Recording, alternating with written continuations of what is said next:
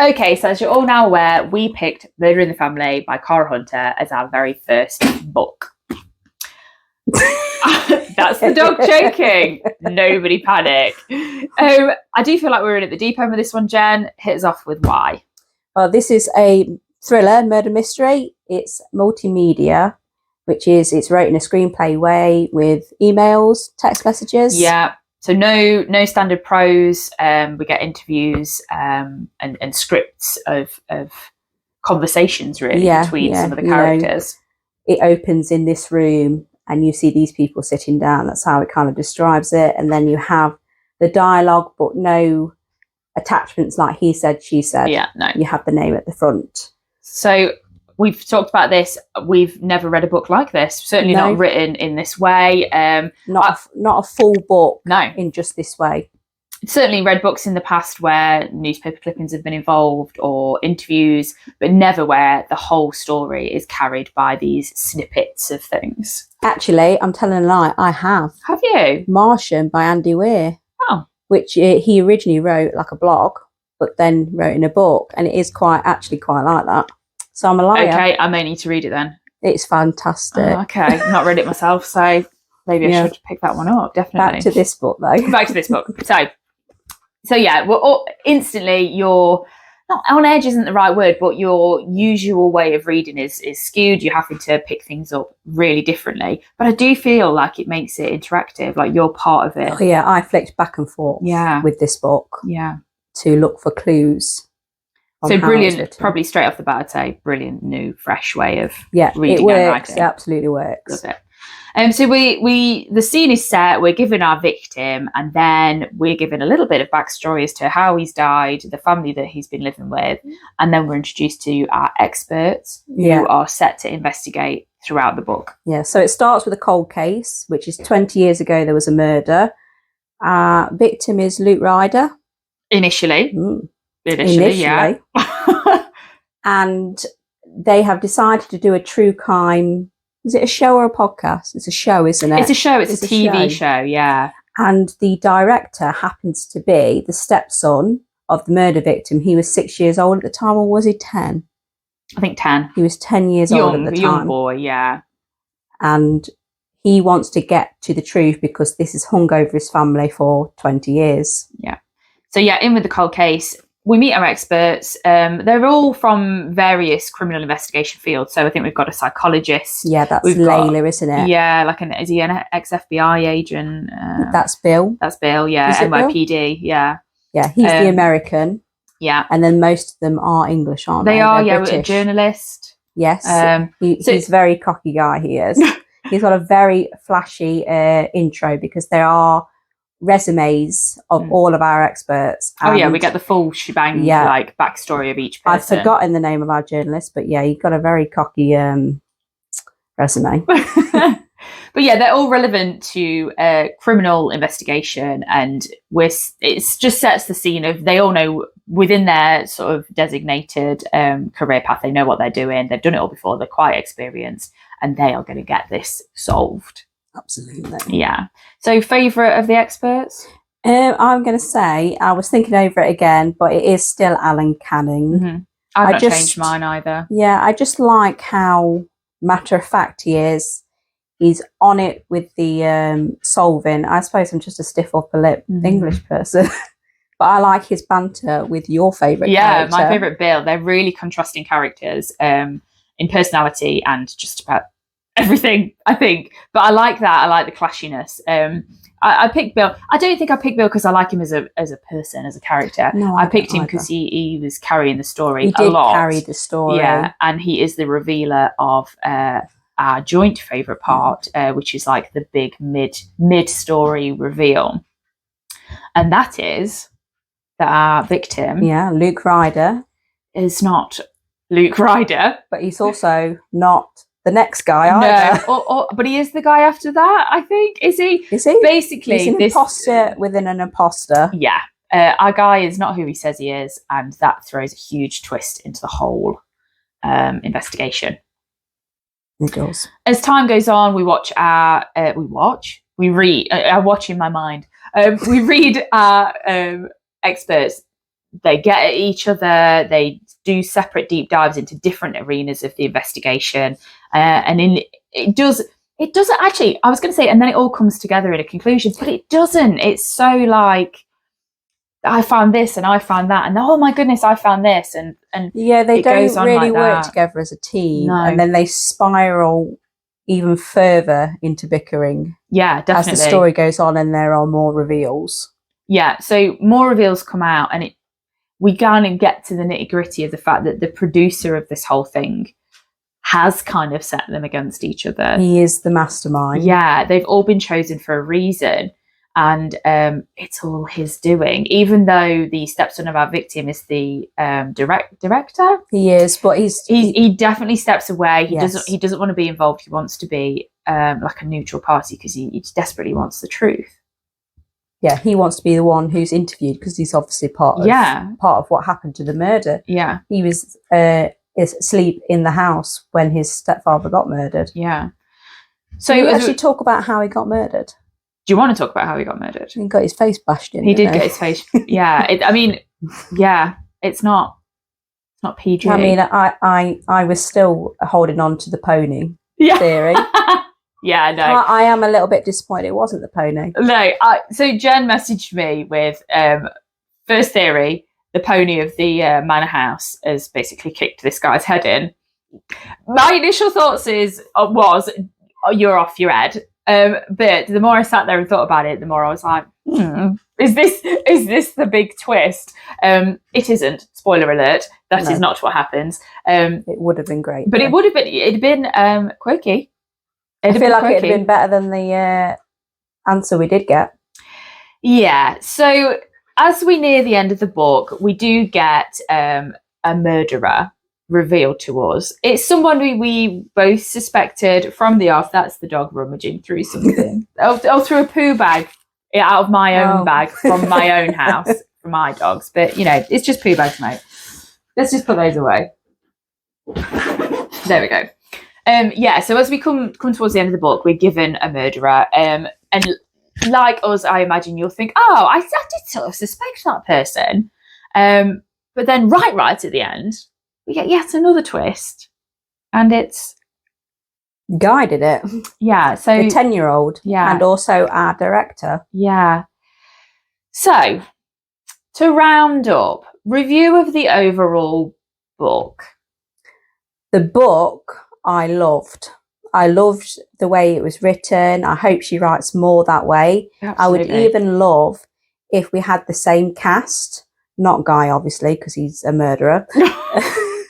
But I would love the same cast to tackle another crime. Yeah, I fully agree. I messaged Jen shortly after getting into this book, after having a real period of really struggling to have a book that really got me. But this just took a hold straight away. I don't know if it's the different style of writing. I don't know if it's just generally the plot. It's really sucked me in straight away. So overall, as a review, I'd say go get it. Get it, read it. It's necessary. It has been brilliant. Yeah, it's been a really enjoyable ride to read. And it's been a really good buddy book as well. Yeah. Because every turn, there was something to talk about on there. There was. I think it's a great conversational book. Yeah. If you read it as a group. Yes. If get the drinks out, get all the snacks, and just, put your gym jams on. Oh, yeah. And read the book, that'd be great. Kind of like Distance, Come Dine With Me for book readers. Yeah. Yes. I love it. New thing. This is a new thing we're doing. So, I think we both had the same opinion. Really loved it. Side edit of that is... good book, not a good murder mystery. Yeah. I think the whole thing is it wants you to try and solve it yourself, and I don't think you can solve it yourself. Maybe there are people smarter than me out there that do. And I know there's some indications, but I don't think that's actual evidence. That's just character impressions. So to kind of explain why we're saying that, as we've said, the director, Hugo, is the stepson of the victim. Hugo? Who the heck is Hugo? There is a Hugo, Guy right? Howard. There is a Hugo though, right? I don't think so. I've dreamt that. Okay, so our victim's stepson, Guy, as a 10-year-old boy, is at the home when the murder happens. Now, I personally, it did sort of twig with me, but they moved away from him being there so much, that you almost forget he was there. And I suppose that's obviously on purpose, looking back. But by the time you get to the end of the book and he's then revealed as the murderer, you're like, oh, well, yeah, that did sort of twig, but we then got pushed so far, he just never gets mentioned again. So like Jen's saying, the evidence isn't there for you to analyse in order to suspect him. No, I think that's quite a cheap tactic too, as much as I love the book. Yeah. Because a lot of these situations could have been resolved by discussion. There was actually a witness to the crime, Ian Wilson, who they spoke to right at the end. Yeah. Now, why didn't this Ian Wilson just put an anonymous report in 20 years ago? Yeah. They would have checked, because they found the murder weapon, didn't they? Yeah. Even now, it had residual blood on it. So if he just put a report in, it would have been solved.